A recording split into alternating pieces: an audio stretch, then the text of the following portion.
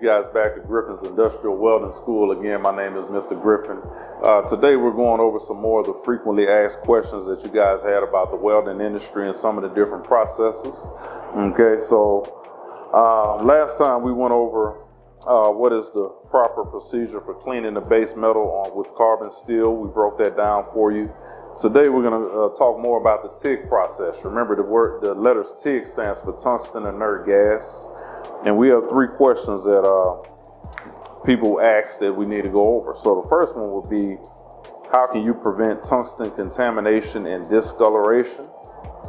The next question is, what causes porosity in a GTAW bead and how can you prevent it?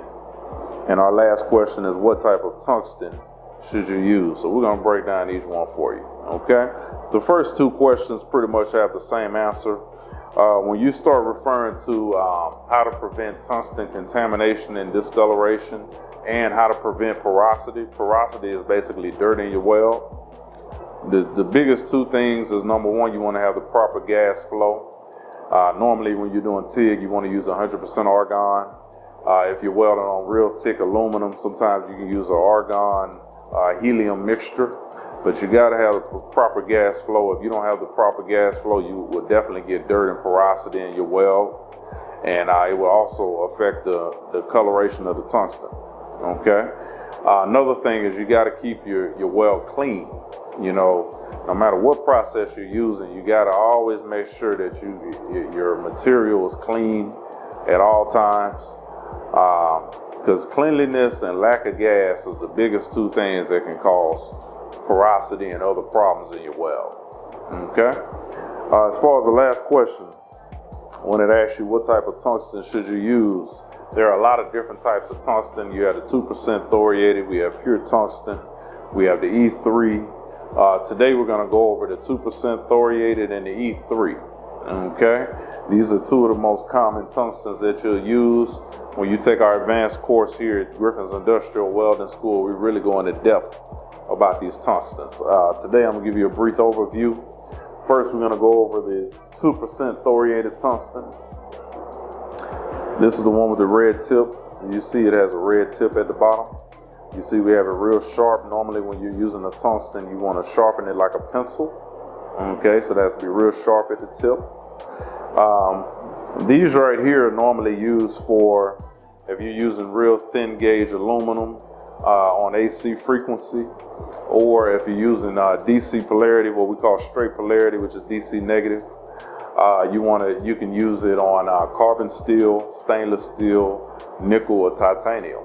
Okay, but these right here, they call it 2% thoriated because it's 97% tungsten, and then you have from about 1.70 to 2.20% thorium. That's why they call it 2% thoriated.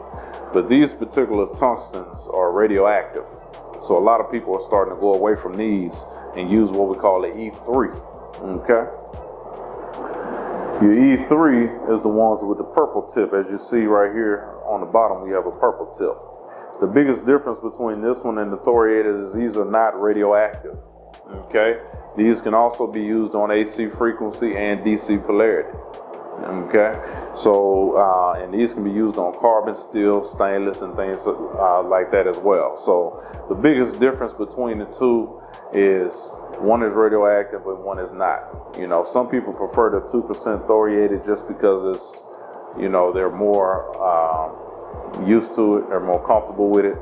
But a lot of people are starting to shift over to this E3, and you know, which will really get the job done as well. So when you come here to Griffin's Industrial Welding School, when you sign up for our advanced course, when we start getting into combo welding and things like that, we're going to really break down all the different types of tungstens, and we're going to really take good care of you. Our next course starts on July 10th of 2023. We have one more course after that on October 2nd of 2023. We're going to break everything down from scratch for you. So you'll know not only how to weld, but you're going to know the theory behind the welding. You'll know, okay, why am I using this rod, this wire, this tungsten, you know, this gas. We're going to break it all down from scratch.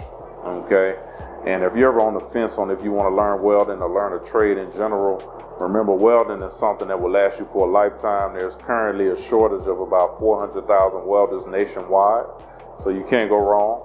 You know, And just remember, here at Griffin's Industrial Welding School, we're more than just an educational facility.